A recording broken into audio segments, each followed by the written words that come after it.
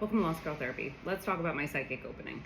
So I don't often talk about this, and that's mainly because it was such a wild freaking time that I don't even know if I could truly make sense of it. But my psychic opening happened when I was living in Boston and I got really sick. Now, I don't know if the illness and the psychic opening are together. I don't know if I just happened to be sick and then I psychically opened. Who the hell knows?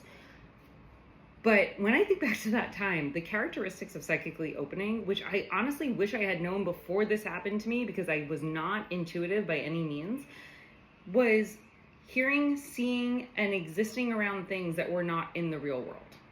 And when I say that out loud, that is terrifying.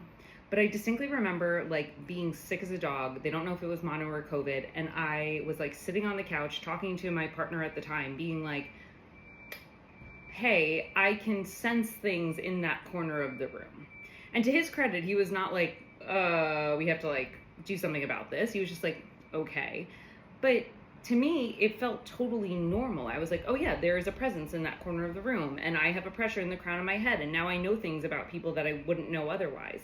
But having not had any exposure to psychicness before this, I didn't know what to do with that information. And it's one of those things that I think is really important to talk about, especially if you're practicing intuition work, if you're learning about your soul, if you are opening up to the universe.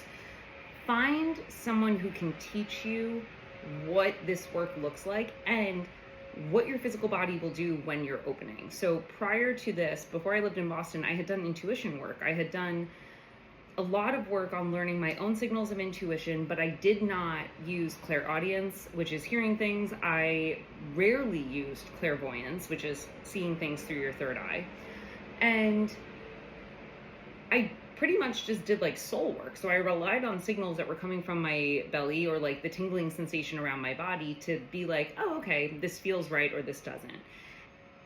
But when I started seeing and hearing things that were not there, I panicked. I basically was like, this is obviously the early signs of a mental health disorder. And despite the fact that I am at the tail end of the age bracket when they typically come on, we can't rule this out.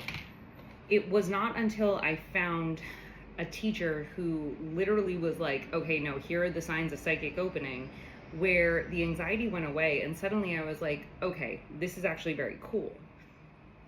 Yes, is it weird? 100%. Is it strange, sometimes scary, sometimes disturbing to be like, I can sense something in this room that nobody else can?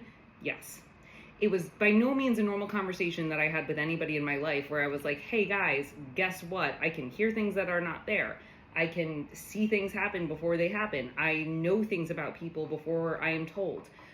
None of that was a normal conversation in my everyday life. But the moment that I decided to embrace the notion that it was not weird for me was the moment that everything got easier, because I wasn't living in fear. I wasn't living in that space of, oh, something is very, very wrong, we don't know what to do. I was instead living in the space of, how do I actually use these gifts purposefully?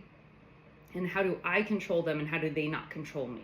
So if you are somebody who feels an intuitive opening, if you feel like you're kind of going through this and you're like, I don't know where to go or what to do, find someone to teach you.